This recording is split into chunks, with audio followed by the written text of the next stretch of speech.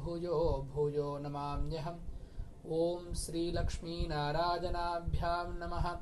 उमामहेश्वराभ्यां नमः। वाणी हिरण्यगर्भाभ्यां नमः। महागणपतये नमः। रमादेवी सहित वीरवेङ्कटसत्यनारायणस्वामी परब्रह्मणे नमः। आदित्यादिनवग्रहदेवताभ्यो नमः। सर्वेभ्यो श्रीविष्णुशिवपार्श्वदेभ्यो नमो नमः। अयं मुहूर्तः सुमुहूर्ता भवन्तु। अशेषे हे परिषद्भवत्पादमूले मया समर्पितां इमां सौवर्णीं यत्किञ्चित् यथोक्तदक्षिणामिव स्वीकृत्यानामत्रोपविष्टानाम् एतेषां भगवद्भागवदाचार्यदिव्यसन्निधौ विज्ञापनं मया क्रियते। क्रियमाणं विज्ञापनम् अवधानेन श्रूयतामस्य देवदेवस्य भगवतो नारायणस्य श्रीमदखिलाण्डकोटिब्रह्माण्डनायकस्य श्रियः पते पुरुषोत्तमस्य आदिमध्यान्तरहितस्य अर्चावतारस्वरूपस्य अखिलहेयप्रत्यनीककल्याणगुणगणैकधानस्य अपारकारुण्यसौशील्यवात्सल्य औदार्यसौन्दर्य महोदधे जगत्कुटुम्बिनः जगद्रक्षणार्थं लीलया अवतीर्णस्य श्रीरमादेवी सहित सत्यनारायणस्वामी परब्रह्मणे नमः। मासे मासे कर्तुं पौर्णमास्यां श्री सत्यनारायणस्वामी व्रतपूजा कर्तुम् अनुज्ञां भवन्तः महान्तो अनुगृह्णन्तु। ॐ देवदेव जगन्नाथ जगदानन्दकारका व्रतपूजा प्रवर्तोऽहमनुज्ञां देहि मे प्रभो। जय बोलो सत्यनारायण भगवान की जय। आचार्यः हस्तौ प्रक्षाल्य प्राणानायम्य। ओम शुभे शोभने मुहूर्ते अस्मिन् वर्तमान व्यावहारिक व्यावहारिक मुहूर्ते वर्तमान व्यावहारिक प्रभवादि षष्ठ्यादि संवत्सराणां मध्ये श्री शुभकृत नाम संवत्सरे उत्तरायणे आषाढमासे पौर्णमास्यां शुभतिथौ वासरः वासरस्तु भौमवासरयुक्तायां शुभयोग शुभकरण एवं गुण सकल विशेषण विशिष्टायाम् अस्यां शुभतिथौ श्री भगवत आज्ञया भगवत्कैंकर्यरूपं श्री सत्यनारायण स्वामी प्रीत्यर्थम् अद्य संकल्पित विधानेन च सत्यनारायण स्वामी व्रतपूजां च करिष्ये इति संकल्प्य हस्तौ प्रक्षाल्य ओम प्रथमतः सत्यनारायण स्वामी पूजां गत्वेन महागणपति पूजां च करिष्ये तथादौ पात्रासाधनं करिष्ये।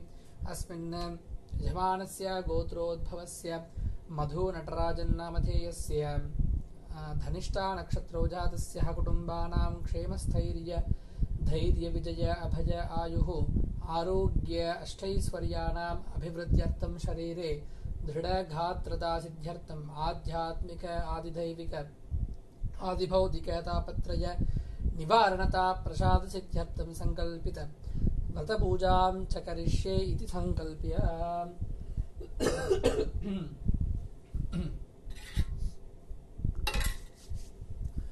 ओम श्री महागणाधिपतये नमः। इदम् आसनार्थम् अक्षतां समर्पयामि। पात्रेषु ओम श्रीं श्रियै नमः अर्घ्यरूपिण्यै अर्घ्यं परिकल्पयामि। पितृपरिकरायै गंगायै नमः पाद्यं परिकल्पयामि। सरस्वत्यै नमः आचमनीयं परिकल्पयामि। वरुणायै नमः स्नानीयं परिकल्पयामि। शान्त्यै नमः शुद्धोदकं परिकल्पयामि। शोषणदानप्लावनानि कृत्वा सुरद्मुद्राणमुखीकृत्य वैकुण्ठे विरजानदीम् आगच्छागच्छागच्छेति आवाहयामि। ओम अपवित्रपवित्रो वा सर्वावस्थान् तथोदिता स्मरेत् पुण्डरीकाक्षं सदास्याभ्यन्तरस्तुतिः। पुण्डरीकाक्ष पुण्डरीकाक्ष पुण्डरीकाक्षाय नमः। महागणपतये नमः। इदम् आसनार्धमक्षतान् समर्पयामि। ओम परमधामावस्थित मदनुग्रहकाम्यय उद्यतावतार इहाधिमतमन्त्रसिद्धितमन्त्रसज्ञो नमो नमः।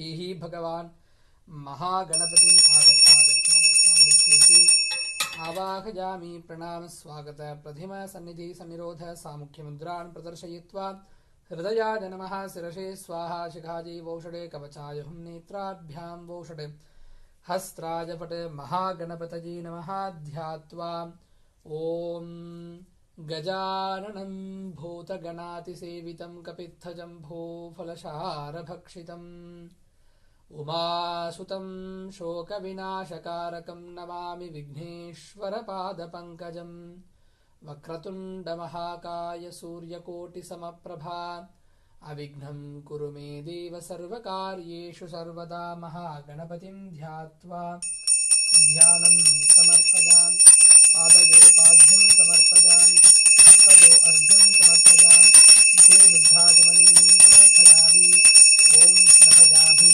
स्नानानन्तरं शुद्धाचमनीयं समर्पयामि प्रयुग्धार्थम् ऊर्ध्वपुण्ड्रार्थं यज्ञोपवीतार्थम् अक्षतान् समर्पयामि परिमलगन्धं धारयामि ॐ गन्धद्वारान्धुरादर्शां नित्यपुष्टाङ्करीषिणीम् ईश्वरीकुं सर्वभूतानां त्वामिहोपह्वये श्रियं गन्धं समर्पयामि हरिद्राचूर्णं समर्पयामि आजनेते पराजने दूर्वारोहन्तु पुष्पिणीः रथाश्च पुण्डरीकानि समुद्रश्च ग्रहाय मे पुष्पैः सम्पूजयामि सुमुखाय नमः ॐ प्रमुखाय नमः ॐ एकदन्ताय नमः ॐ कपिलाय नमः ॐ गजकर्णिकाय नमः ॐ लम्बोदराय नमः ॐ बालच्छन्द्राय नमः ॐ भविष्यचतुराननाय नमः ॐ हेरम्भाय नमः ॐ स्कन्धपूर्वजाय नमः ॐ विकटाय नमः ॐ विघ्नराजाय नमः ॐ शूर्पणखाय नमः ॐ गजाननाय नमः ॐ गणाध्यक्षाय नमः ॐ हेरम्भाय नमः ॐ सिद्धिगणपतये नमः ॐ बुद्धिगणपतये नमः ॐ सन्तानगणपतये नमः ॐ सौभाग्यगणपतये नमः ॐ लक्ष्मीगणपतये नमः सिद्धिबुद्धिनादिका समेत श्रीमन्महागणपतये नमो नमः। नानाविधपरिमलपत्रपुष्पाक्षतपूजार्चनानीं समर्पयामि परिमलधूपमाग्रापयामि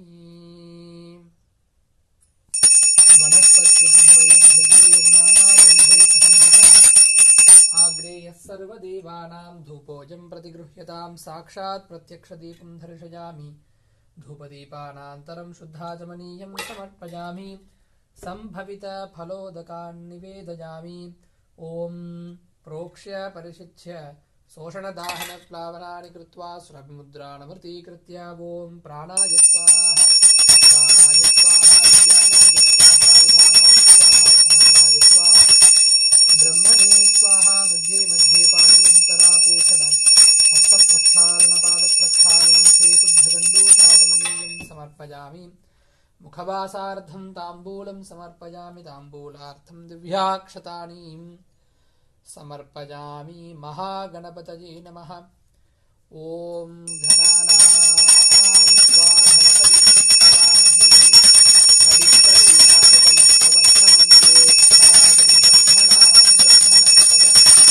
आनशृण्वन्नोतिभिः श्रीदशातनं महागणपतये नमः आनन्दमङ्गलनीराञ्छनदीपं सन्दर्शयामि जय बोलो गणेश महाराज की जय। ॐ धाता धातॄणां भुवनस्य यस्पतिर्देवगुं सवितारमभिमाति साहन्यमं यज्ञमश्विनो भा बृहस्पतिर्देवाः पान्तु यजमानन्यर्धाद्वेदोक्तस्वर्णमन्त्रपुष्पं समर्पयामि महागणपतये नमः। ध्यान आवाहन षोडशोपचारपूजया सुप्रीतः सुप्रसन्ना वरदा भवन्तु। ॐ आचार्यहातः महागणपतिपूजानन्तरम् इन्द्रादि अष्टदिक्पालक नवग्रह पञ्चलोकपालकपूजाञ्च करिष्ये। ॐ इन्द्रं वो विश्वतस्परि हवामहे जनेभ्यः अस्माकमस्तु केवलः।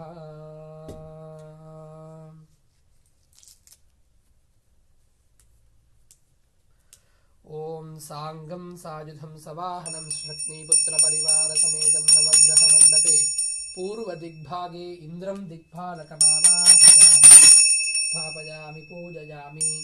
ॐ अग्निं धूतं वृणीमहे होतारं विश्ववेदशम् अस्य यज्ञस्य सुकृतं साङ्गं सायुधं सवाहनं शशक्नीपुत्रपरिवारसमेतं नवग्रहमण्डपे आग्नेयदिग्भागे अग्निं दिक्पालकमावाहयामि स्थापयामि पूजयामि।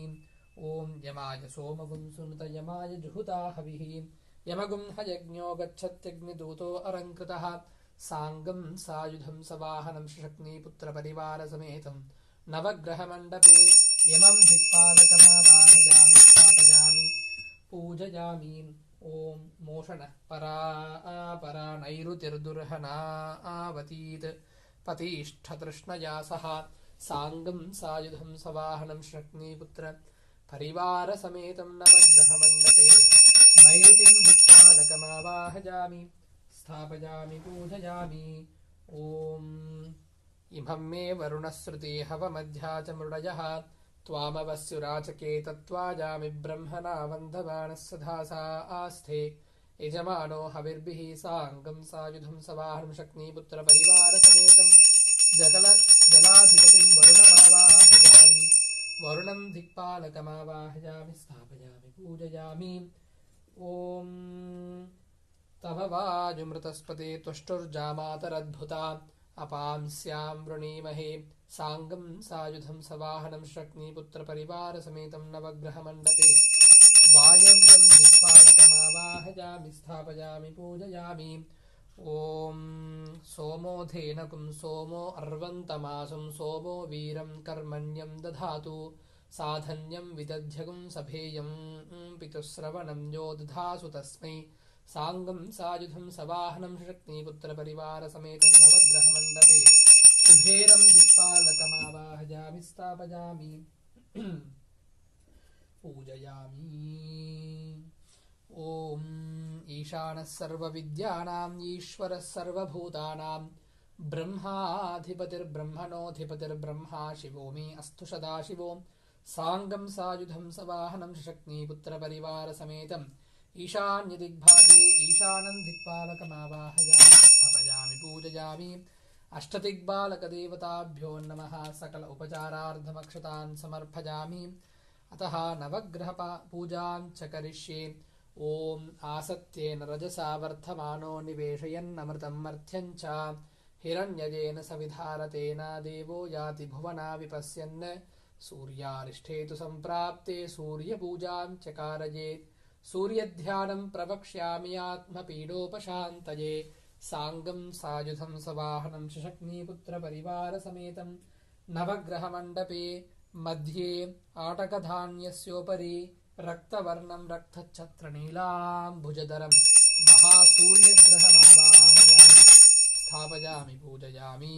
ॐ आप्यायस्व समेधुते विश्वतः सोमवृष्णयं भवावाजस्य सङ्कते चन्द्रारिष्ठे तु सम्प्राप्ते चन्द्रपूजां च कारयेत् चन्द्रध्यानं प्रवक्ष्यामि चक्षुपीठोपशान्तये साङ्गं सायुधं सवाहनं शक्नीपुत्रपरिवारसमेतं नवग्रहमण्डपे चन्द्रग्रहमावाहयामि स्थापयामि पूजयामि। ॐ कुजारिष्ठे तु सम्प्राप्ते कुजपूजां च कारयेत् कुजध्यानं प्रवक्ष्यामि सर्वपीडोपशान्तये अग्निर्मूर्धा दिवः खगुत्पति पृथिव्या अयम् अपागुं रेतागुं सजिन्वति साङ्गं सायुधं सवाहनं शक्नीपुत्रपरिवारसमेतं नवग्रहमण्डपे कुजग्रहमावाहयामि स्थापयामि पूजयामि। ॐ उद्भुज्य स्वाग्ने प्रतिजागृह्येन मिष्ठापूर्थे सगं सृजेथामयं च पुनर्गृह्ण्वगं स्वापितरं युवानमन्वातागुंसि त्वयि तन्तुमेतं साङ्गं सायुधं सवाहनं शक्नीपुत्रपरिवारसमेतं नवग्रहमण्डपे बुधग्रहम् आवाहयामि स्थापयामि पूजयामि। ॐ बृहस्पते अतियतर्यो अर्हाच्युमत्तिभादिक्रतुमध्यनेषु यद्धीतयश्चवसर्थः प्रजात तस्मासु द्रविनन्देहि चित्रं साङ्गं सायुधं सवाहनं शक्नीपुत्रपरिवारसमेतं नवग्रहमण्डपे गुरुग्रहमावाहयामि स्थापयामि पूजयामि। ॐ प्रभः शुक्राय भानवे भरद्वगुं हव्यं मतिं चाग्नये सुपूतं यो दैव्यानि मानुषाजनो गृह्यन्तर्विद्मानि विद्मना जिघाति साङ्गं सायुधं सवाहनं शशक्नीपुत्रपरिवारसमेतं नवग्रहमण्डपे शुक्रग्रहमावाहयामि स्थापयामि पूजयामि। ॐ शन्नो देवीरभीष्टाय आपो भवन्तु पीतये शञ्जोरभिस्रावन्तु नः साङ्गं सायुधं सवाहनं शशक्नीपुत्रपरिवारसमेतं नवग्रहमण्डपे शनैश्चरग्रहमावाहयामि स्थापयामि पूजयामि। ॐ कयानश्चित्र आभुवधूतिः सधावृतः सखा कयासजिष्ठया वृथा साङ्गं सायुधं सवाहनं शशक्नीपुत्रपरिवारसमेतं नवग्रहमण्डपे राहुग्रहमावाहयामि स्थापयामि पूजयामि। ॐ केतुं गृह्ण्वन्नकेतवे पेशो मर्या अपेशशे समुषद्भिरजायता साङ्गं सायुधं सवाहनं शशक्नीपुत्र परिवारसमेतं नवग्रहमण्डपे केतुग्रहम् आवाहयामि स्थापयामि पूजयामि। आवाहनाति नवग्रहदेवताभ्यो नमः। सकल उपचारार्धमक्षतान् समर्पयामि। अतः पञ्चलोकपालकपूजां च करिष्ये। ॐ गणानां त्वा गणपतिगुं हवामहे कविं कवीनामुपमस्रवस्तमम् ज्येष्ठराजं ब्रह्मणां ब्रह्मणस्पत आनशृण्वन्नोतिभिः श्रीदशातनम् प्रथमलोकपालकं महागणपतिम् आवाहयामि स्थापयामि पूजयामि। ॐ ब्रह्मजज्ञानं प्रथमं पुरस्ताद्विषीमतः सुरुचो वेन आवह स बुद्ध्या उपमा अस्य विष्ठा सधश्च योनिमसधश्च विवह द्वितीयलोकपालकं ब्रह्माणमावाहयामि स्थापयामि पूजयामि। ॐ इदं विष्णुर्विचक्रमे त्रेधानि च देपदं समूढमस्य पागुं सुरे साङ्गं सायुधं सवाहनं शक्नीपुत्रपरिवारसमेतं तृतीयलोकपालकं महाविष्णुमावाहयामि स्थापयामि पूजयामि। ॐ कद्रुद्राय प्रचेधसे मीढुष्ठमाय तव्यसे वोचे महन्तमगुं हृदे साङ्गं सायुधं सवाहनं शक्नीपुत्रपरिवारसमेतम् अस्मिन् चतुर्थलोकपालकं महादेवमावाहयामि स्थापयामि पूजयामि। गौरीमिमाय शलिलाय एकपति द्विपति षा चतुष्पति अष्टापति नवपति बभूवा अक्षरा परमे व्योमन् साङ्गं सायुधं सवाहनं शक्नीपुत्रपरिवारसमेतम् अस्मिन् पञ्चलोकपालकान् गौरीम् आवाहयामि स्थापयामि पूजयामि। आवाहनाति पञ्चलोकपालकदेवताभ्यो नमः। सकल उपचारार्धमक्षतान् समर्पयामि अर्घ्यं दत्त्वा। ॐ आचार्यः अतः श्री सत्यनारायण स्वामी कलशपूजां च करिष्ये। ॐ ह्रूं ह्रूं आधारशक्तये नमः। ॐ कूर्मकालाग्नये नमः। ॐ अनन्ताय नमः। ॐ धरण्ये नमः। ॐ धर्माय नमः। ॐ ज्ञानाय नमः। ॐ वैराग्याय नमः। ॐ ऐश्वर्याय नमः। ॐ ऋग्वेदाय नमः। ॐ यजुर्वेदाय नमः। ॐ सामवेदाय नमः। ॐ अथर्ववेदाय नमः। ॐ भौतिकाहङ्काराय नमः। ॐ तेजसाहङ्काराय नमः। ॐ वैकारिकाहङ्काराय नमः। ॐ सत्त्वगुणाय नमः। ॐ रजोगुणाय नमः। ॐ तमोगुणाय नमः। ॐ तुलिकारूपेभ्यो पृथिव्यप्तेजो वायुराकाशात्मभ्यो नमः। आस्थरणरूपाय जीवात्मने नमः। रां वह्निमण्डलाय नमः। सां सोममण्डलाय नमः। रां सूर्यमण्डलाय तदुपरि द्वादशदलयुताय कर्णिका केसरयुताय अव्यक्तपद्माय नमः इति पद्मासनं भद्रासनं परिकल्पयित्वा पद्मासनभद्रासनस्योर्ध्वे ॐ परमधामावस्थित मदनुग्रहकाम्यजबुध्यतावतारयिहाभिमतमन्त्रसिद्धितमन्त्रशरीरो नमो नमः। श्रीः भगवान् भगवती रमादेवी सहित सत्यनारायण स्वामी परब्रह्मणे नमः। अस्मात् कलशात् आगच्छागच्छागच्छागच्छेति आवाहयामि। प्रणाम स्वागत प्रतिम सन्निधि सन्निरोध सामुख्य मुद्रान् प्रदर्शयित्वा हृदयाय नमः। शिरसे स्वाशिखायै वौषडे कवचाय हुं नेत्राभ्यां वौषडे हस्त्राय फटे सत्यनारायण स्वामिने नमः। ध्यात्वा ॐ सशङ्खचक्रं सकिरीटकुण्डलं सपीतवस्त्रं सरसीरुहेक्षणं सहारवक्षस्थलशोभिकौस्तुभं नमामि विष्णुं शिरसा चतुर्भुजं मातर्नमामि कमले कमलायताक्षी श्रीविष्णुहृत्कमलवासिनि विश्वमातः क्षीरोधजे कमलकोमलगर्भगौरी लक्ष्मी प्रसीद सततं नमतां शरण्ये सत्यनारायणस्वामिने नमः रमादेव्यै नमः ध्यायामि ध्यानं समर्पयामि पादयोः आद्यं समर्पयामि हस्तयोः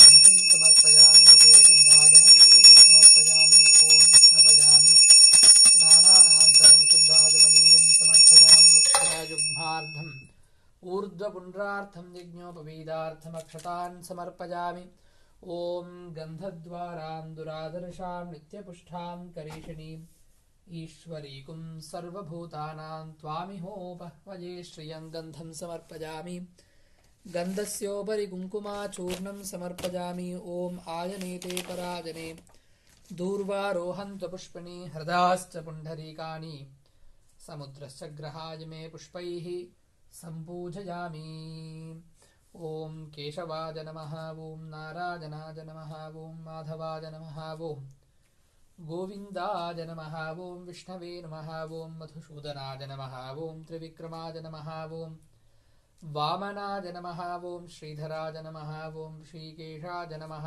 ॐ पद्मनाभाय नमः ॐ दामोदराय नमः ॐ वासुदेवाय नमः ॐ सङ्कर्षणाय नमः ॐ प्रद्युम्नाय नमः ॐ अनिरुद्धाय नमः ॐ पुरुषोत्तमाय नमः ॐ अधोक्षजाय नमः ॐ नारसिंहाय नमः ॐ बलरामाय नमः ॐ श्रीरामाय नमः ॐ श्रीकृष्णाय नमः ॐ शेषाद्रि निलजाय नमः ॐ वृषदृग्गोचराय नमः ॐ विष्णवे नमः ॐ श्रुतञ्जनगिरीशाय नमः ॐ वृषाद्रिपतये नमः ॐ मेरुपुत्रगिरीशाय नमः ॐ सरस्वामितटीयुषे नमः ॐ कुमाराकल्पसेभ्याय नमः ॐ वज्रदृक्पुषजाय नमः ॐ सुवर्च्छलासुतन्यस्थ शैनापत्यपराय नमः ॐ रामाय नमः ॐ पद्मनाभाय नमः ॐ सदा वायुस्तुताय नमः ॐ त्यक्तवैकुण्ठलोकाय नमः ॐ गिरिकुञ्चनविहारिणे नमः ॐ हरिचन्दनगोत्रीन्द्रस्वामिने नमः ॐ शङ्खराजन्यनेत्राब्जविषजाय नमः ॐ वशूपरिचरत्रात्रे नमः ॐ सत्यनारायणस्वामिने नमः ॐ नवदुर्गायै नमः ॐ महाकाल्यै नमः ॐ ब्रह्मविष्णुशिवात्मिकायै नमः ॐ त्रिकालज्ञान सम्पन्नायै नमः ॐ भुवनेश्वर्यै नमः ॐ रमादेवी सहित वीरवेङ्कटसत्यनारायणस्वामि दिव्यपरब्रह्मणे नमो नमः नानाविधपरिमलपत्रपुष्पाक्षतपूजार्चनानीं समर्पयामि अतः श्रीसत्यनारायणस्वामि पञ्चामृतस्नपनपूजाञ्च करिष्ये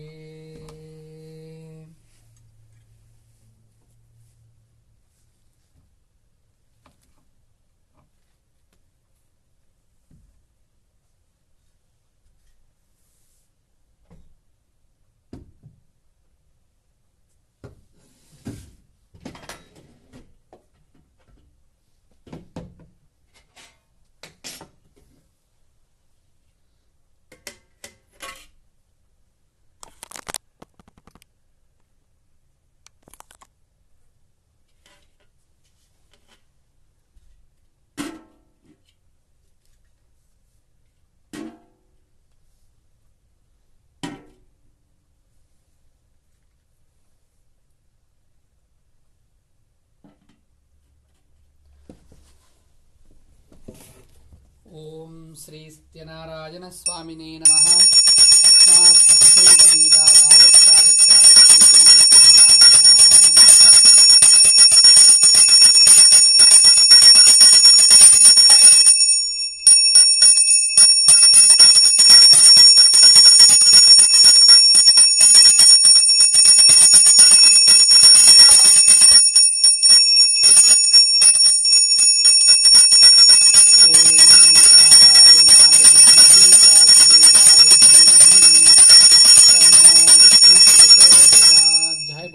सत्यनारायण भगवान की जय। ओम श्री गुरुभ्यो नमः। हरिः ओम। सहस्रशीर्षा पुरुषः सहस्राक्षः सहस्रपात् स भूमिं विश्वतो वृद्ध्वा अत्यतिष्ठद्दशाङ्कुलम्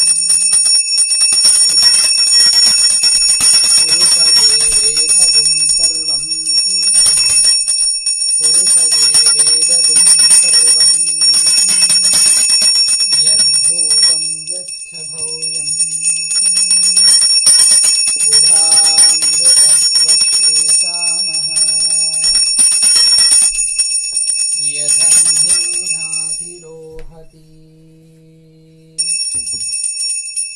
एतावानस्य महिमा अतोऽध्यायादिष्ठपूतः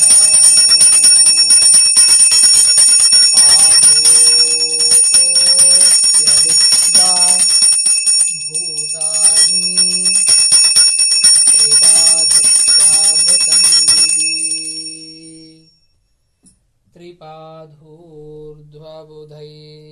पुरुषः पादोऽस्येह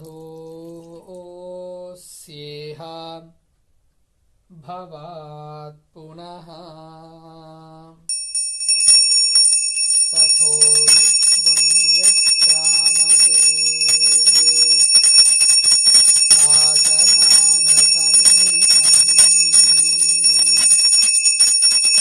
तस्मात् विराढजायत विराजो अति पूरुषः तथातो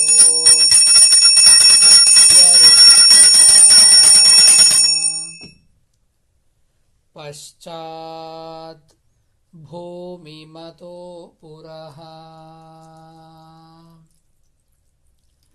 यत्पुरुषेण हविषा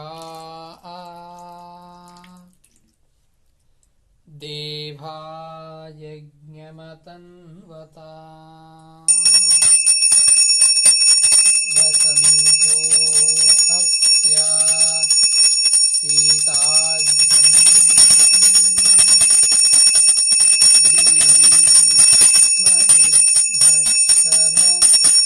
धविः सत्तास्याशन्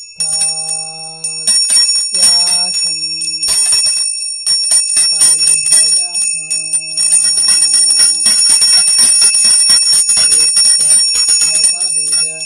कृताः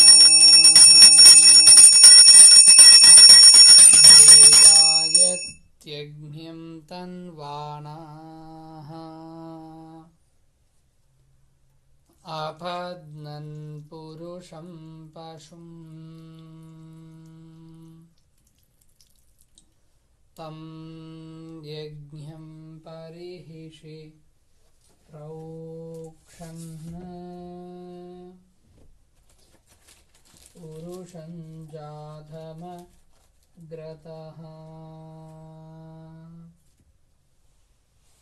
तेन देवा अयधन्त साभ्या ऋषयश्च ये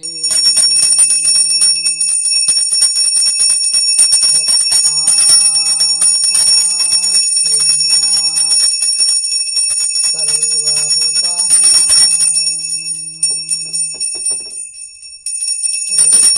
ऋषसामानि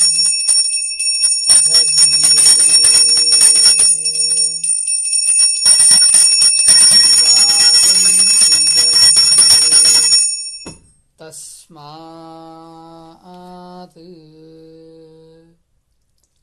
यजुस्तस्मादजायत।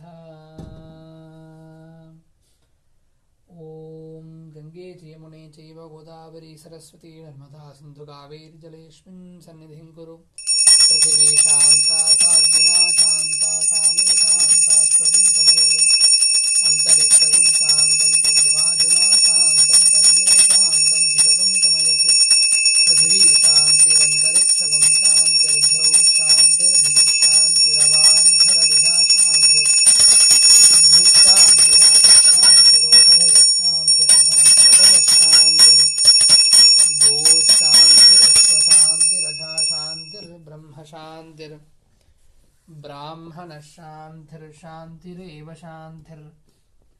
शान्तिर्मे अस्तु शान्तिः। ओम श्री सत्यनारायण स्वामिने नमः। आनन्दमङ्गलनीराञ्जनदीपं सन्दर्शयामि। ओम नारायणाय विद्महे वासुदेवाय धीमहि तन्नो प्रचोदयात्। जय बोलो सत्यनारायण भगवान की जय।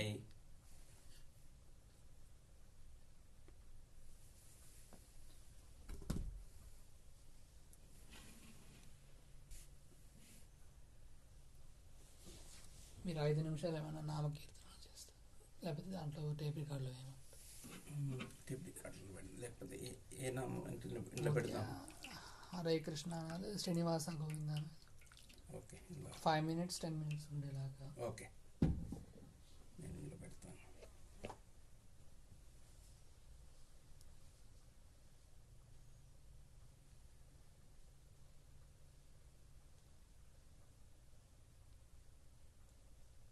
ఓకేనండి, మీకు వైఫై ఉండదేమో ఇక్కడ వచ్చినట్టుంది నాకు.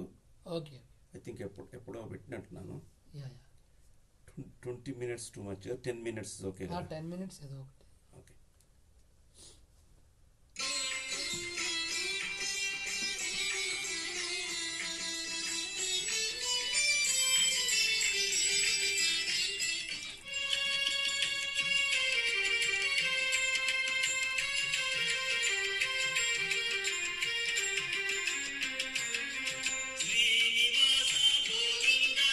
శ్రీ వెంకటేశ గోవింద భక్తవత్సల గోవింద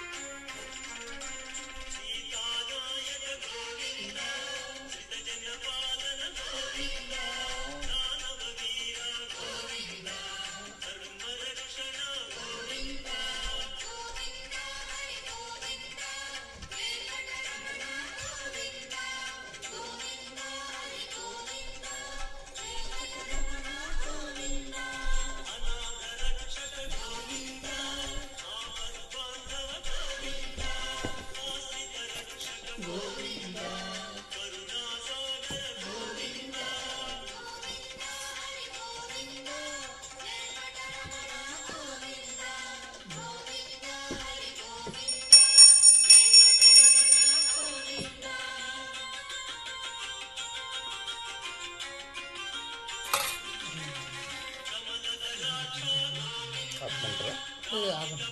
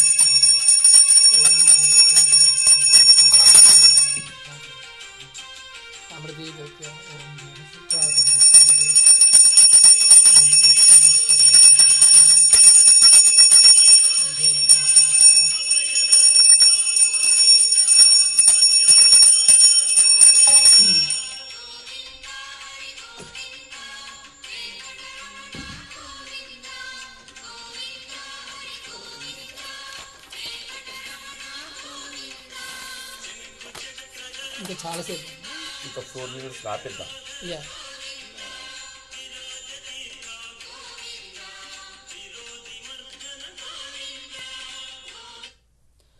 ఓం తద్విష్ణో పరమం పదగుం సదా పశ్యంతి సూరయః దివీవ చక్షురాధరం తద్విష్ణాతో విరంజవేధాద్రుభావం తత్తమింధతే విష్ణోర్యత్పరమం పదం జయ.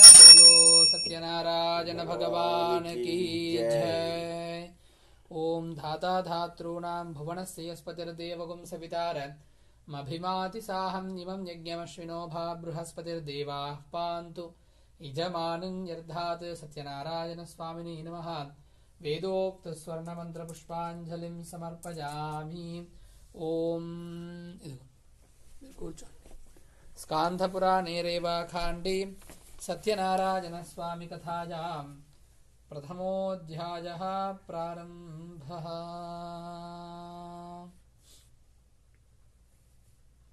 ఇవాళ మల్టీ లాంగ్వేజ్ ఎవరు లేరు కాబట్టి తెలుగులో చదువుదాం. చెప్పండి. యూట్యూబ్లో కూడా ఎవరు పెద్దగా లేరా? నేను లాగిన్ అయితే ఒకటని చూపిస్తుంది. ఓకే. ఓం ప్రథమోధ్యాయ. ఒకసారి సౌనకాది మహామునులు నైమిషారణ్యానికి వెళ్ళి అక్కడున్న సూత మహామునుని చూశారు. ఆయనను, ఓ స్వామి, సకల ఐశ్వర్యములు, పుత్రాభివృద్ధి, మోక్షం కలిగించే వ్రతం కాని తపోవిశేషం కాని తెలపండి అన్నారు. ఓ సౌనకాది మహామునులారా, పూర్వం ఇదే ప్రశ్న విష్ణుమూర్తిని నారదుల వారు అడిగారు. ఆ విశేషాలు చెప్తాను వినండి అన్నారు. పూర్వం యోగీశ్వరుడైన నారద మహాముని లోకానుగ్రహం కోరి సకల లోకములు తిరిగాడు. అన్ని చోట్ల అందరూ ఆనందంగానే ఉన్నారు, కాని భూప్రపంచమైన మనుష్యలోకములో మాత్రం అందరూ ఏదో రకమైన బాధలు పడడం గమనించాడు. ఆ దుఃఖం మనస్సుకి సంబంధించింది కావచ్చు, శరీరానికి సంబంధించింది కావచ్చు, ధనధాన్యాల కోసం కావచ్చు. కారణమేదైనా దుఃఖశాతం ఎక్కువే. ఇది చూసిన నారదముని చాలా విచారించి తక్షణ కర్తవ్యం కోసం సరాసరి విష్ణుమూర్తి దగ్గరకెళ్ళాడు. నిర్మల శరీరకాంతితో 4 చేతులలో శంఖ చక్ర గదాపద్మములు కలిగి సర్వాలంకృతులైన విష్ణుమూర్తిని భక్తితో పూజించి, ఓ పరమేశ్వర, నీవు అపరిమితమైన శక్తి గలవాడవు, సర్వలోకాలకు మేలు చేయగలవాడవు, భక్తుల కోర్కెలు తీర్చగలవాడవు అనగా విని, భక్త, ఏమి నీ కోరిక అన్నాడు విష్ణుమూర్తి. ఓ భగవంతుడా, మానవలోకంలో ప్రతొక్కరూ ఏదో విధంగా బాధపడుతూనే ఉన్నారు. ఒకరు కూడా నాకు సంతోషంగా కనిపించలేదు. వాళ్ళ కష్టాలు తీరే మార్గం లేదా? నువ్వు తలుచుకుంటే వారికి తరుణోపాయం చూపించలేవా? నా మీద నీకు ఏమాత్రం దయ ఉన్నా వాళ్ల మీద కాదయని విస్తరించన్నాడు. నారదముని దయాగుణానికి సంతోషించి దేవదేవుడు, ఓ నారద, లోకశ్రేయస్సు కోరి నువ్వు మంచి చేయదలుచుకుంటే నేనెందుకు సాయపడను? మానవులు తలుచుకోవాలే కాని వారి కష్టం చటికలో తొలగిపోయే వ్రతం ఒకటుంది. ఎంతో పుణ్యం కలిగించే, కష్టాలను నివారించే వ్రతం ఒకటుంది. దాని పేరు సత్యనారాయణ వ్రతము. దానిని యథావిధిగా ఆచరిస్తే ఇహలోకంలో సర్వసుఖాలు, పరలోకంలో మోక్షము రెండూ కలుగుతాయన్నాడు. ఓ స్వామి, ఆ వ్రత ఫలమేమిటి? దాని విధానమేమిటి? ఇంతకు ముందు దీనినెవరు చేశారు, ఎప్పుడు చేయాలి, ఇవన్నీ వివరంగా చెప్పన్నాడు నారదుడు. దీనిని ఆషాఢంలో కాని, కార్తీక మాసంలో కాని, మాఘమాసంలో కాని, వైశాఖంలో కాని, ఏకాదశి రోజు కాని, పూర్ణిమ నాడు కాని, సూర్య సంక్రమణ రోజు కాని చేస్తే శ్రేష్టం. అలా అని లేదు, ఏ రోజైనా చెయ్యొచ్చు, ఏ నెలలో అయినా చెయ్యొచ్చు, ఏ సంవత్సరములైనా చెయ్యొచ్చు. నెలకొకసారి చెయ్యొచ్చు, సంవత్సరానికి ఒకసారి చెయ్యొచ్చు. యుద్ధం ప్రారంభించే ముందు కానీ, ఏదైనా పని ప్రారంభించే ముందు కానీ, ఆపద కలిగినప్పుడైనా, డబ్బు సమస్య ఎదురైనప్పుడైనా, ఎప్పుడైనా, ఎందుకైనా చెయ్యొచ్చు.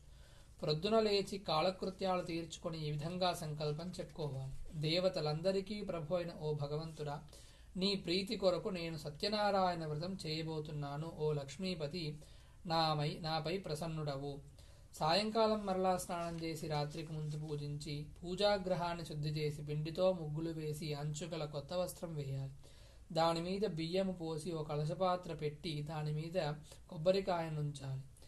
దానిమీద సత్యనారాయణ స్వామి ప్రతిమను చిన్నముతో కాని చేయించి పెట్టవలెను. ఈ ప్రతిమని పంచామృత స్నానం చేయించి మండపముపై ఉంచాలి. వినాయకుడు, లక్ష్మీదేవి, విష్ణువు, పార్వతి, పరమేశ్వరులు, సూర్యాది నవగ్రహాలు, ఇంద్రుడు మొదలగు అష్టదిక్పాలకులు ఈ స్వామికి అంగదేవతలు కనుక ముందుగా వారిని పూజించాలి. ముందుగా కలశంలో వరుణుణ్ణి పూజించి, తరువాత గణేశుడు మొదలగు 5గురిని కలశానికి ఉత్తరంగా ప్రతిష్ఠించి పూజించాలి. తూర్పు మొదలగు దిక్పాలకులు, ఇంద్రుడు దిక్పాలకులను నిర్మల మనస్సుతో పూజించాలి. దీనికి ఇవన్నీ అయ్యాక కలశంలో భగవంతుడైన సత్యనారాయణ స్వామిని పూజిస్తే సకల శక్తి సంపన్నుడై మిగతా అందరి దేవుళ్ళ అండదండలు కూడా ప్రసాదిస్తాడు. దీనికి జాతి మత కుల విభేదాలు లేవు. ఏ వర్ణము వారైనా చేయొచ్చు, స్త్రీలు కూడా చేయొచ్చు. ఓ నారద, ఈ వ్రతమును అన్ని రకాల సంపదలొసగును. దుఃఖం తొలగించుతుంది, ధనం వృద్ధి చెందుతుంది, పుత్రపౌత్రాభివృద్ధి కలుగుతుంది, 1000 సకల సౌభాగ్యాలు కలుగుతాయి అన్నాడు. ఒక మంచి రోజు చూసి బంధుమిత్రులను పిలిచి పంచభక్ష పరమాన్నాలు చేసి, పూలు ఫలములో కాని భక్తి శ్రద్ధలతో పూజ జరిపి, బంధుమిత్రులకు బ్రాహ్మణులకు భోజనాలు పెట్టి ప్రసాదము తిని తాను ఇతరులకు పెట్టాలి. ఇట్లా చేస్తే వాళ్ళు కోరిన కోరిక తీరి సంతోషముగా ఉంటారు. ఈ వ్రతమును విశేషముగా కలియుగమునకు చెందినదని విష్ణుమూర్తి చెప్పినట్లుగా సూత మహాముని చెప్పారు. ఓం స్కాంధపురాణే రేవాఖాండే సత్యనారాయణ స్వామి కథాయాం ప్రథమోధ్యాయః సమాప్తః. శ్రీయకాంతాయ కళ్యాణ శ్రీవేంకటనివాసాయ జయ బోలో సత్యనారాయణ భగవాన్ కీ జయ. ఓం స్కాంధపురాణే రేవాఖాండే సత్యనారాయణ స్వామి కథాయాం ద్వితీయోధ్యాయః ప్రారంభః. మీ తెలుగు చదువుతారా? ఓ ఋషులారా, పూర్వము ఈ వ్రతమును ఎవరు ఆచరించారో చెప్తాను వినండి. కాశీపట్టణంలో ఒక చాలా బీద బ్రాహ్మణుడు ఉండేవాడు. తినడానికి సరైన తిండి లేక చాలా బాధపడుతూ ఉండేవాడు. అతని బాధ చూసి జాలిపడి శ్రీమన్నారాయణుడు ఒక ముసలి బ్రాహ్మణుడి రూపంలో ప్రత్యక్షమై అతని కష్టమేమిటో చెప్పమని అడిగాడు. ఆ బ్రాహ్మణుడు తన పేదరికం తొలగే మార్గం చెప్పమని కోరాడు. దానికి ఆ మహావిష్ణువు సత్యనారాయణుని పేరు గల విష్ణువు సకల కోరికలు తీరుస్తాడు, సమస్త దుఃఖాలు తొలగిస్తాడు. నీవు ఆ వ్రతము చేయమని దీని వివరాలు చెప్పి అక్కడికక్కడే అంతర్ధానమయ్యాడు. ఆ రాత్రి ఆ బ్రాహ్మణుడు నిద్రపోక వ్రతం చేయాలనే సంకల్పంతో మేల్కొని మర్నాడు ఉదయాన్నే భిక్షాటనకు బయలుదేరాడు. ఆశ్చర్యంగా రోజు కన్నా చాలా ఎక్కువగా ధనం సమకూరింది. దానితో బంధుమిత్రులను పిలిచి వ్రతం చేశాడు. దేవుడు చెప్పినట్టుగానే అతని కష్టములన్నీ తొలగి సర్వ సంపదలు అధికారి అయ్యాడు. అప్పటి నుంచి అతను ప్రతి నెల ఈ వ్రతం చేసి అన్ని పాపాల నుంచి విముక్తి పొంది అతి దుర్లభమైన మోక్షమును పొందాడు. కాబట్టి ఈ వ్రతమును ఏ మనుష్యుడి చేస్తాడో అతనికి సర్వ దుఃఖములు తొలుగుతాయి. ఋషులు ఈ బ్రాహ్మణుడి వలన విని వేరే ఎవరో చేశారో తెలుసుకొని కోరుతారు. ఈ బ్రాహ్మణుడు యథావిధముగా వ్రతం విడవకుండా చేయుచుండగా ఒకరోజు ఒక కట్టెలమ్మే అతను అక్కడికి అనుకోకుండా వచ్చాడు. బాగా దాహం వేసి నీళ్లు అడుగుదామని వస్తే అక్కడ ఏదో పూజ అవుతుండడం చూసి ఆ బ్రాహ్మణుడిని దాని విశేషమేమిటో చెప్పమంటాడు. బ్రాహ్మణుడు తన కథ అంతా వివరంగా చెప్పి ఎలా కష్టములు తొలుగుతాయో చెప్పేసరికి ఆ కట్టెలమ్మే అతనికి ఆ వ్రతం మీద బాగా గురి కుదురుతుంది. ఆ వ్రతమయ్యే వరకు ఉండి తీర్థప్రసాదాలు తీసుకుని వెంటనే తను కూడా చేయాలని సంకల్పించుకుంటాడు. ఈ కట్టెలమ్మే డబ్బు ఎంత వస్తే అంతలో చేస్తానని అనుకుంటాడు. అనుకోవడమే తడవు, ఎప్పటికంటే రెట్టింపు ధనం వచ్చింది. అతను కూడా బంధుమిత్రులతో వ్రతం చేశాడు. నిర్మలమైన మనసుతో మంచి అరటిపళ్ళు, చక్కెర, నెయ్యి, పాలు, గోధుమ పిండి వీటన్నిటిని కొని నైవేద్యం పెట్టాడు. ఈ వ్రత మహత్యంచే పుత్ర పౌత్రాభివృద్ధి కలిగి ఇహలోకంలో సంతోషంగా జీవించి సత్యలోకముకు చేరాడు. స్కాందపురాణే రేవాకాండే సత్యనారాయణ స్వామి కథాయాం ద్వితీయోధ్యాయః సమాప్తః. ఓం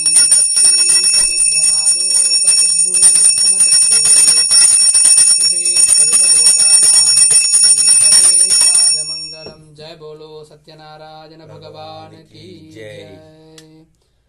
ఓం స్కాందపురాణే రేవాకాండే సత్యనారాయణ స్వామి కథాయాం తృతీయోధ్యాయః ప్రారంభః. We are doing Satyanarayana Katha. If you want to stay, you can. It's maybe another 10 minutes. Another 15 minutes, 20 minutes. Then we'll read that story from English. You can also get it. It's okay. You have the language. No.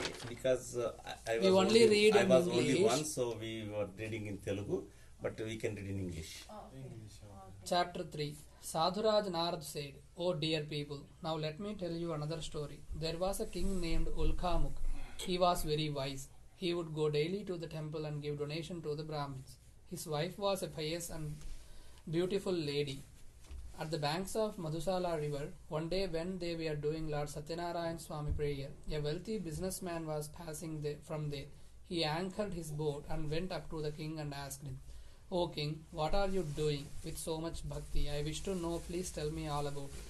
The king replied, 'O merchant, I am praying to the great Ji for a son.' The merchant, on hearing this, requested the king to tell him all about the fast and prayer, as he was childless too. The king told him the full details of the prayer and fast. After hearing all the details, he decided in his mind to keep this fast. The merchant then left homewards. On reaching home, he told his wife Leelavati all about the fast, prayer, and said, "We will do this fast when we get a child." One day, with the grace of Lord Satyanarayana Ji, his wife became pregnant. In 10 months of time, she gave birth to a beautiful daughter. They named her Kalavati. Days passed by. One day, Leelavati slowly and sweetly reminded her husband about the prayer and fast and requested him to fulfill his promise. The merchant told his wife that during that time of Kalavati's wedding, it would be easy to observe the same, for at the moment he was busy in his business. So saying, he left for his business trip to various villages. Kalavati grew up unto a beautiful girl. When the merchant saw that his daughter was a marriageable age, he called the matchmaker and requested him to search an equal match for his daughter. Hearing the merchant's request, the matchmaker reached Kanchan Nagar. From there, he brought the proposal of a young handsome boy. The merchant liked the proposal, for the boy had all good qualities too. He then spoke to the boy's parents and fixed his daughter's marriage. The marriage was done with all religious ceremonies and rituals. Unfortunately, the merchant forgot about his promise to do Lord Satyanarayan's prayer and fast. The Lord got angry at the false promise made by the merchant. The merchant, after a few days, left for his business trip with his son-in-law. They anchored their boat in a beautiful village named Ratanpur. In those days, King Chandraketu used to rule the village. The Lord was angry with the merchant for the false promise made by him, and he wanted to teach him a lesson. One day, the thieves robbed the wealth of the king, and they went and stayed where the merchant was staying. Seeing the gods following them, they left all the loot over there and hid themselves. When the gods reached the merchant's place, they saw all the king's wealth.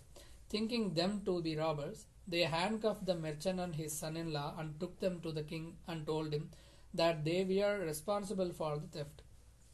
The king, without questioning or listening to them, ordered to put them in a dark cell.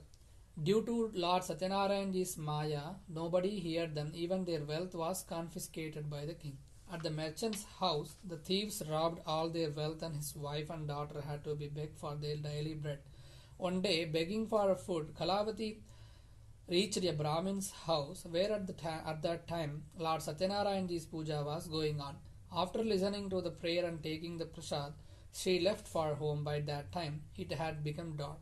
Leelavati was worried. She asked her daughter Kalavati, "Why are you so late?" To which Kalavati told her mother, "Oh mother, today in a Brahmin's house I heard a prayer.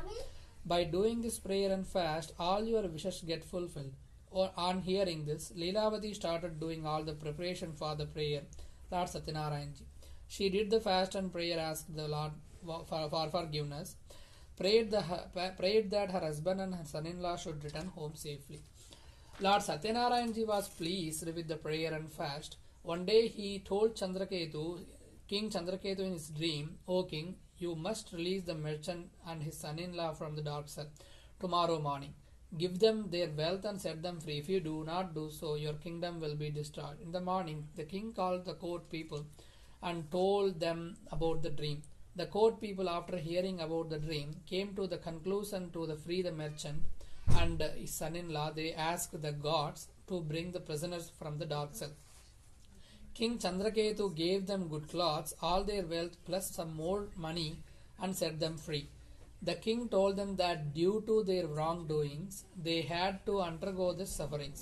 But now there was nothing to fear and they could go back home. They bowed down to the Purane Sathyanarayana Swami Kathayam Tridiyodhyayah Samaptaha Om Nityaya Niravadhyaya Sathyanandasiddharthamani Sarvam Sarathamani Srimad Venkateswara Jai Bolo Satyanarayana Bhagavan Ki Jai. स्कान्तपुराणे रेवाखाण्डे सत्यनारायणस्वामी कथायां चतुर्थोऽध्यायः प्रारम्भः. Sukji said the merchant prayed first and then gave some wealth to the Brahman before starting his journey homewards. When they went little further, Lord Satyanarayanji wanted to test them. He took the disguise of an old man and went up to the merchant and asked him, "What is in your boat? Give me little from there." In his ego and pride, the merchant replied, "O old man, we have nothing in our boat except hay and leaves." On hearing such harsh words of the merchant, the Lord said, "Your words will be true." So saying, he went from there and sat in the bank of the river.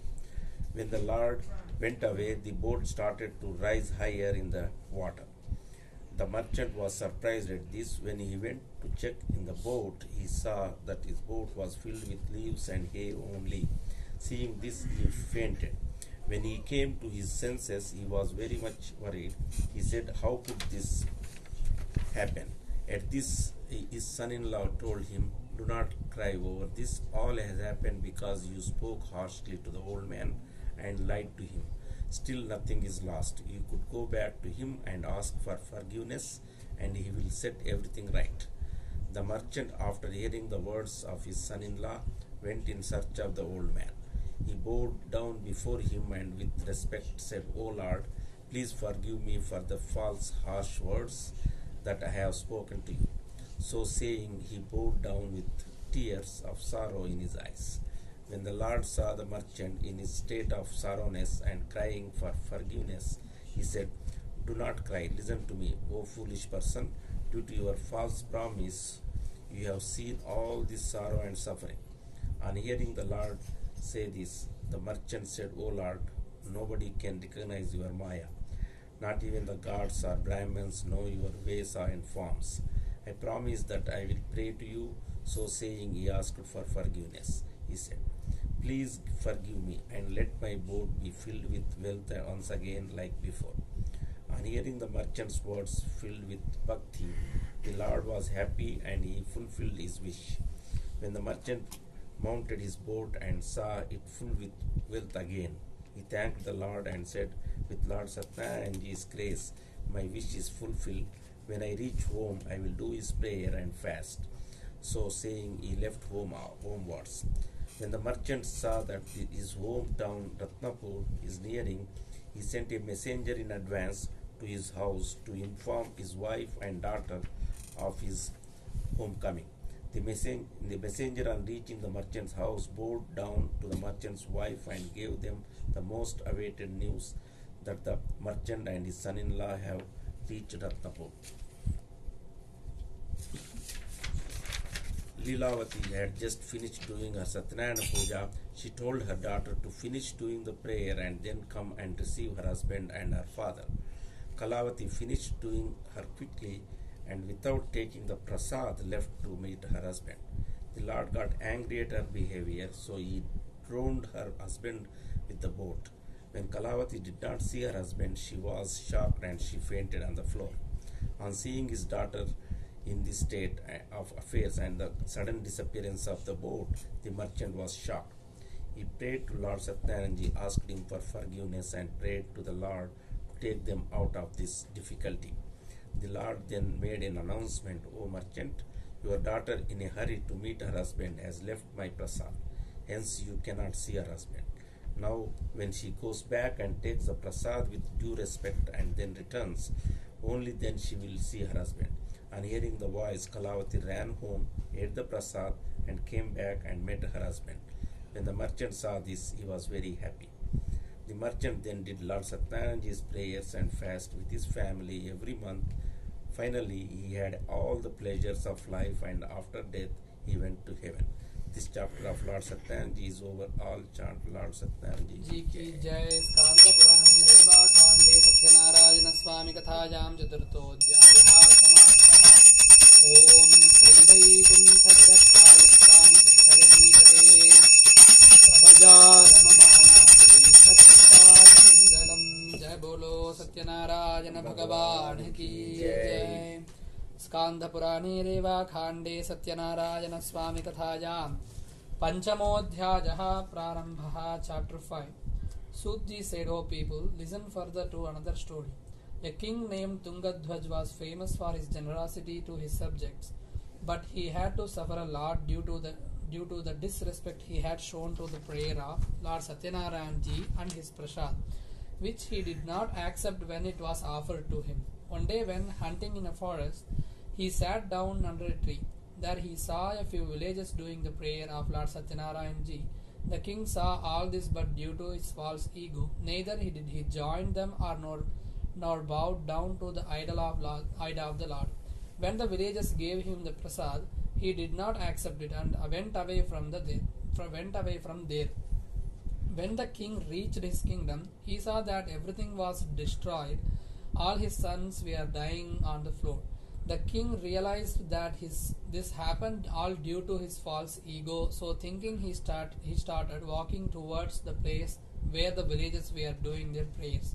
There with them, he did the prayers of Lord Sathyanarayan ji and had the prasad and charanamrit and put it on all in his son's mouth. By doing this, all his sons became all right.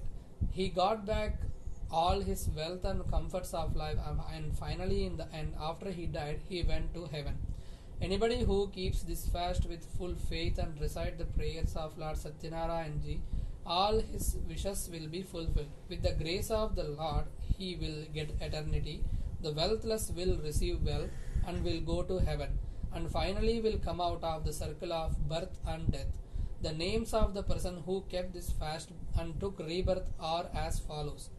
The Brahmin took birth as Sudama, and in his entire life he served the Lord Krishna and attained moksha. King Ulkamuk took birth as King Dashrath, and in that life he became the father of Lord Rama and attained eternity. The merchant took birth as King Morad, who cut his son in half and offered to the Lord and got moksha. King Tungadhwaj took birth as Kevat, who took Lord Rama across the river, served him and got moksha. In this way, whoever does Lord Sathyanarayan ji's prayer will be free from all sorrows and will ultimately reach heaven and get moksha. Chapter of Sathyanarayan ji is over. All chant Sathyanarayan ji ki jai. Skanda Purane Reva Khande Satyanarayana Swami Katayam Panchamodhyayaha Samaptaha. Om Mangala Sadhana Parair Mathacharya Prodhamai Sarvaista Purvairakardi Sathyajastu Mangalam. Jai Bolo Satyanarayana Bhagavan ki jai. Now we all can stand up and offer the rice half to the Kalash and half to your head. offer the rites to the Kalash.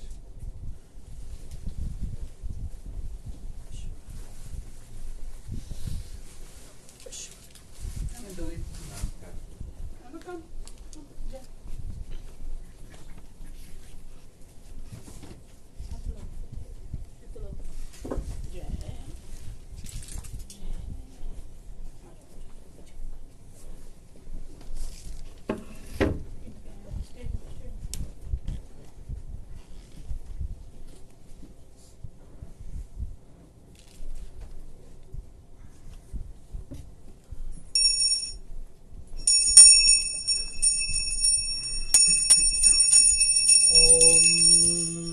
आचार्यः संहितया पुनः प्राणानायं व्याप्तं भगवदाज्ञया भगवत्कैङ्कर्यरूपं पार्वती परमेश्वरप्रीत्यर्थं लक्ष्मीनारायणप्रीत्यर्थम् अतः पौर्णमास्यां शुभदितौ श्रीरेणुकादेवी पूजां च करिष्ये।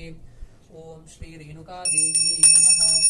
इदम् आसनार्थं पुष्पाञ्जलिं समर्पयामि। ॐ परमधामावस्थितमदनुग्रहताम् रेणुकादेवीम् आगच्छागच्छेत्यावाह्य पादयोपाद्यं मुक्तयोर्जन्मुखे शुद्धाचमनीं समर्पयामि। स्तवयामि स्नानानन्तरं शुद्ध आचमनीं समर्पयामि। प्रयुद्धार्थं पूर्णसिद्धार्थं यज्ञोपवीतार्थं पुष्पाञ्जलिं समर्पयामि।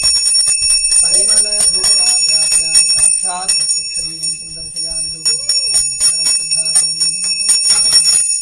सम्भवितफलोदकां दीर्घया मध्ये मध्ये वाणीं धराभूषणं प्रक्षालनादीं समर्पयामि। ॐ महादेव्यै च विद्महे जगद्धिपत्न्यै च धीमहि तन्नो रेणुकाम्बा प्रचोदयात्। जय बोलो रेणुका देवी की जय। ॐ अतः आचार्यः संहितया पुनः प्राणानायं च अस्मिन् पार्वती परमेश्वरप्रीत्यर्थम् अद्य गुरुपूर्णिमा दिनेषु श्री सायीनाथपूजां च करिष्ये। श्री सायीनाथस्वामिने नमः। इदम् आसनार्थं पुष्पाञ्जलिं समर्पयामि। ॐ परमधामावस्थित मदनुग्रहतां यच्छतावतारयिता भजनं प्रसिद्धिजनं प्रसिद्धीरो नमः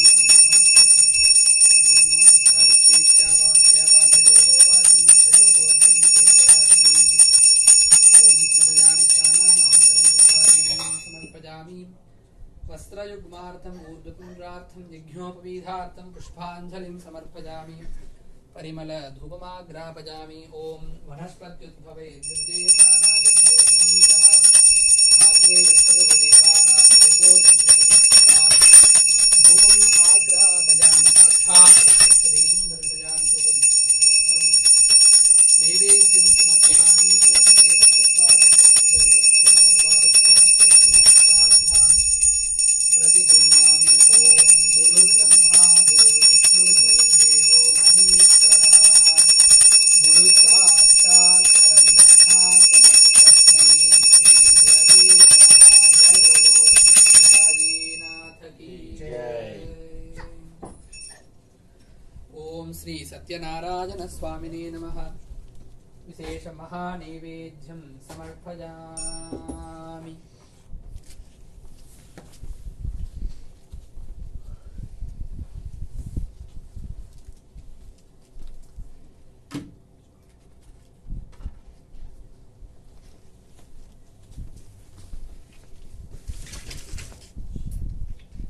ॐ प्रोक्ष्य परिशिष्य शोषणदाहनप्लावनामुद्राणवृतीकृत्य ॐ देवश्चत्वासुप्रभवे अश्विनो बाहुभ्याम् ऊष्णो हस्ताभ्याम् प्रतिगृह्णामि। मध्ये मध्ये पाणिं तरापूर्णहस्तप्रक्षालनं के शुद्ध गण्डूषाचमनीयं समर्पयामि। ॐ प्रोक्ष्य परिशिच्य शोषणदाहनप्लावनानि कृत्वा स्वमुद्राणमृतीकृत्य महानैवेद्यं समर्पयामि।